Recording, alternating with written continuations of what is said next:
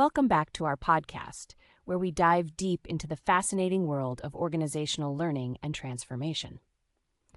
Today, we're taking a closer look at learning teams, a pivotal tool in enhancing how we approach operational learning. That's right.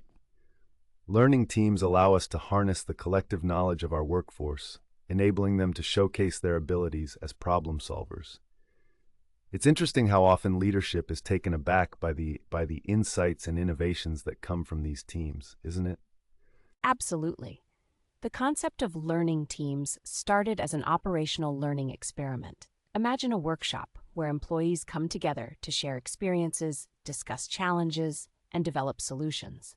The beauty of this setup is that it taps into the profound understanding workers have of their own processes, which often differ from assumptions made at higher levels of management. Exactly. And this leads us to the primary goal of a learning team, gaining a deeper understanding of how work actually unfolds in real time. The good, the bad, and the ugly, as they say. It's a kind of reflective practice that emphasizes what we call humble inquiry, right?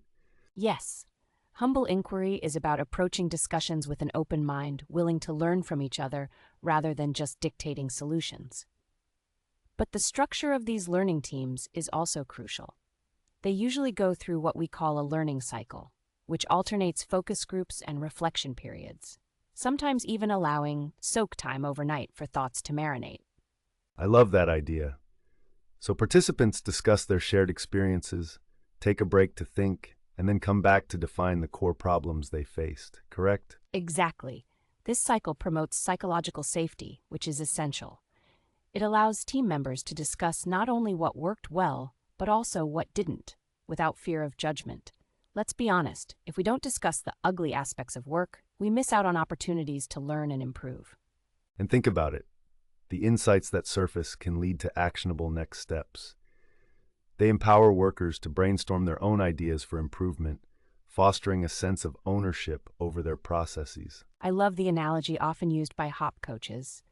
Learning teams are like the Trojan horse of operational learning principles. It allows these ideas to infiltrate the organization subtly and effectively. So true. And throughout our series, we'll be sharing real-life examples from learning teams, showcasing how they function.